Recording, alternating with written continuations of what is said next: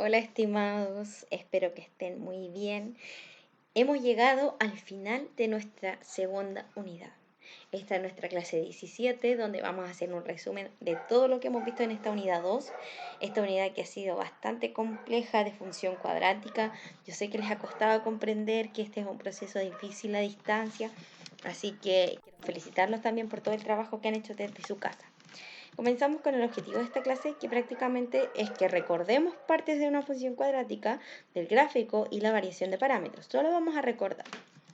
Una función cuadrática entonces era aquella de la forma f de x igual a ax cuadrado más bx más c, donde a siempre me va a indicar la concavidad de mi función o de mi parábola.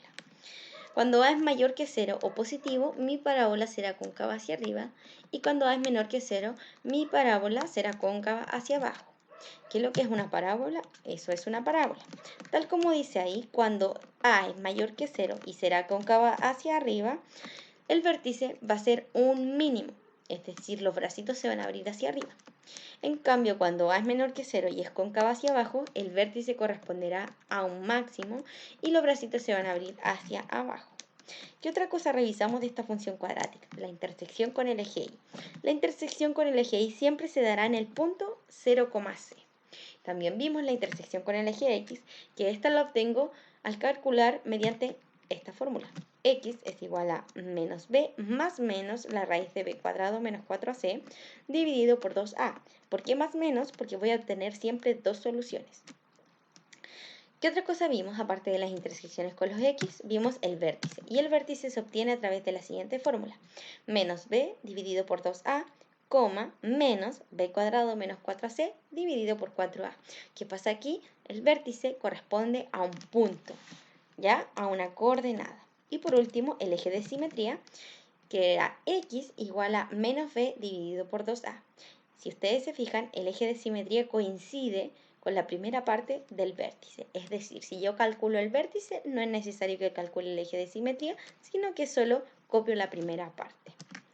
Luego, vimos también de la función cuadrática, que podemos escribirlo de forma polinómica, que es como lo vemos siempre, f de x igual a ax cuadrado más bx más c, pero lo puedo transformar a la forma canónica. Y la forma canónica es a x menos h al cuadrado más k. ¿Qué pasa también? Vimos el gráfico de una función cuadrática. Podíamos graficarlo a través de dos formas. La primera forma era mediante una tabla de valores, que ahí está.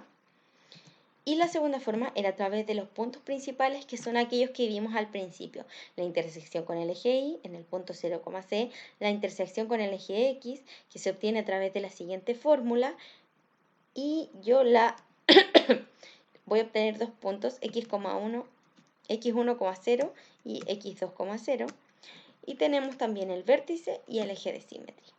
Así puedo graficar mi función cuadrática mediante entonces la tablita de valores o los puntos principales.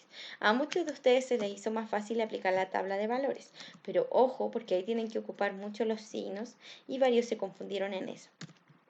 También vimos la variación de parámetros, donde teníamos que la forma canónica era ax menos h al cuadrado más k. De ella, a indicaba si la parábola se contrae o se dilata. Cuando a es mayor que 1, la parábola se contrae, es decir, se hace más angosta o más pequeña. Y cuando a está entre 0 y 1 o es una fracción, la parábola se dilata o se agranda. También vimos que h, k corresponde al vértice, donde h indica el desplazamiento horizontal y k el desplazamiento vertical. Veamos los desplazamientos. El desplazamiento horizontal, tenemos dos cositas. Cuando h es mayor que 0, el desplazamiento será hacia la derecha. Pero esto pasa cuando x menos h al cuadrado. O sea, h será positivo, pero veremos un menos al medio. En cambio, cuando h es negativo, el desplazamiento será hacia la izquierda. Cuando veamos un más al medio, se dará este caso. Pero también teníamos aquí la forma más clarita de verlo. Ahí está la imagen animada, donde esta función, la original, es la que está con líneas punteadas al centro y la función original es y igual a x cuadrado. Y nosotros movemos esa función hacia la derecha o hacia la izquierda, dependiendo del signo que yo agregue al lado, será el movimiento. Ahí se ve claramente. Luego, desplazamiento vertical. Tenemos que el desplazamiento vertical, al igual que el anterior, se da en dos casos. Cuando k es mayor que 0, la parábola se desplaza hacia arriba, y cuando a es menor que 0, la parábola se desplaza hacia abajo. ¿Cuándo se da esto? Cuando se da hacia arriba es cuando el k es positivo, es más k, y cuando se da hacia abajo es cuando es menos k. Fíjense bien, ahí está claramente en nuestra imagen animada cómo se irá cambiando la función original x cuadrado cuando yo le sumo y cuando le resto. Si yo le sumo un número, sube, y cuando yo le resto un número, baja. ¿Ven?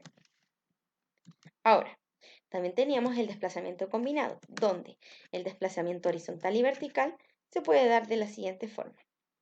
Cuando h es mayor que 0 y k es mayor que 0, la función se desplaza hacia la derecha y hacia arriba, juntas. Y esto se da cuando veamos la función de esa forma, x menos h al cuadrado más k. Ahí tenemos que la h es positiva y la k también.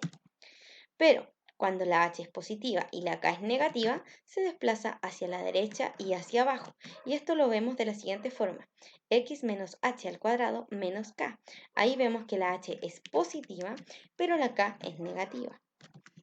También tenemos cuando la h es negativa y la k es positiva, la función se desplazará hacia la izquierda y hacia arriba, y esto se da cuando se ve la función x más h al cuadrado más k. Ahí la h es negativa y la k es positiva.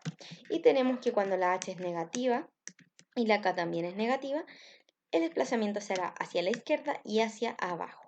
¿Cuándo pasa esto? Cuando x más h al cuadrado menos k. Ahí la h es negativa y la k es negativa. Ahora vamos a reflexionar. ¿Lograste comprender la función cuadrática y cómo graficarla? ¿Y aprendiste la forma de variar parámetros en una función cuadrática? Anoten esto en su cuaderno, respondan estas preguntas porque yo necesito saber cuando comencemos en las clases qué es lo que les faltó aprender. Les quiero agradecer por su atención. Ya saben que esta es la última clase de nuestra unidad 2. Vamos a encontrar entonces en nuestras clases online. Luego de nuestras 2 semanas de descanso, van a tener harto tiempo para poder ponerse al día, para enviar las actividades que deben.